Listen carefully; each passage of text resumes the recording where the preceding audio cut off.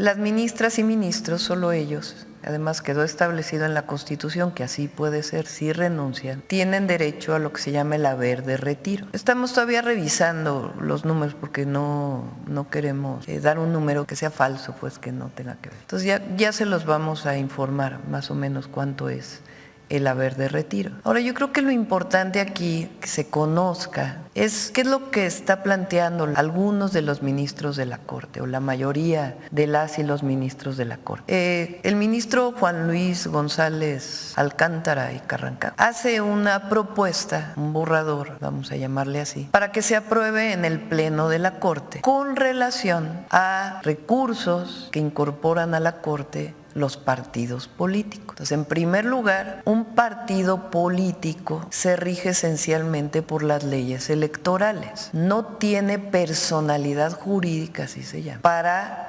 interponer un recurso en la Corte con relación a la Constitución, a reformas constitucionales. Ese es el primer problema que nosotros hemos mencionado. Un partido político lo puede hacer al Tribunal Electoral, pero no a la Corte. Eso dice la ley, la Constitución. Entonces, aceptan los recursos de los partidos. Primer problema. Ahora, ¿qué dice? ¿Cuál es la propuesta que hace este ministro? Dice, de la reforma al Poder Judicial, que ya fue aprobada, porque no reconoce que haya problemas en la aprobación, en el procedimiento. Dice que estuvo bien el procedimiento. Dice, de esa reforma que se aprobó, les sugerimos lo siguiente, que se elijan por voto popular a las y los ministros, pero no a los magistrados y a los jueces. Y sobre eso ponemos la renuncia, los 8 ministros y ministras. ¿Una especie de moneda de cambio? No lo voy a calificar. Les estoy dando lo que dice y es importante que se lea. Entonces, ese es, digamos, el marco en el que se da. ¿Cuál es el planteamiento que no hace la presidenta, sino la Constitución? A ver, pongan el artículo 135 de la Constitución. La Constitución dice que los únicos que pueden reformar la Constitución son la mayoría calificada de la Cámara de Diputados, la mayoría calificada del Senado y la mayoría de los congresos a través de un procedimiento. En ningún lugar la Constitución dice la Corte puede legislar sobre las reformas constitucionales. Entonces, por eso el día de ayer yo planteé más allá del monto del haber de retiro, a ver si estos 8 ministros y ministras están dispuestos a violar el artículo 135 de la Constitución, porque dice, la presente Constitución puede ser adicionada o reformada. Para que las adiciones o reformas lleguen a ser parte de la misma, se requiere que el Congreso de la Unión, por el voto de las 2/3 partes de los individuos presentes,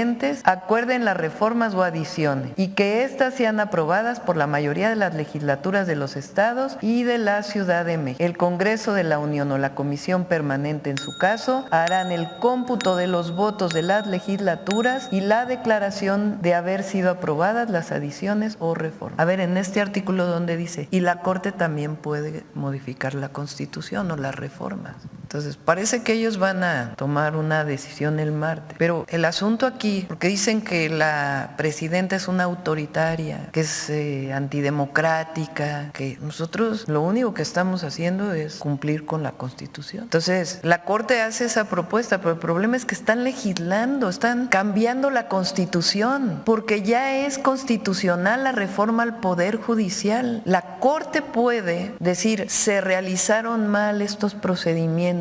Eso sí podría, o sea, el procedimiento con el cual se cambió, pero eso no dice la propuesta del ministro Alcántara. Lo que dice es, les hago una nueva propuesta de Constitución, de reforma al Poder Judicial. Entonces, ¿quiénes son los autoritarios? O sea, 8 personas pretenden cambiar una reforma sobre el pueblo de México, sobre el constituyente. Sí se dan cuenta de la magnitud. Por eso digo, vamos a esperar a ver cómo votan las ministras y los ministros. Y sobre eso ya platicaremos la próxima semana. Pero ese es el fondo. Y también, pues, ellos pueden optar por renunciar y se llevan su haber de retiro, así lo dice la reforma constitucional, o pueden postularse y decir, a ver, yo sí voy a que me elija el pueblo. Igual un juez puede decir, yo me retiro, o puede decir, no, a ver, yo me postulo. Ayer estaba viendo la carta de uno de los ministros que decía, no, pues yo no me voy al voto popular. Me voy a robar las palabras del presidente Andrés Manuel López Obrador. que dice que puede ser legal, pero es inmoral. ¿Será así? No, tampoco es legal. Ese es el tema. O sea, ese es el punto. Y por eso es tan grave.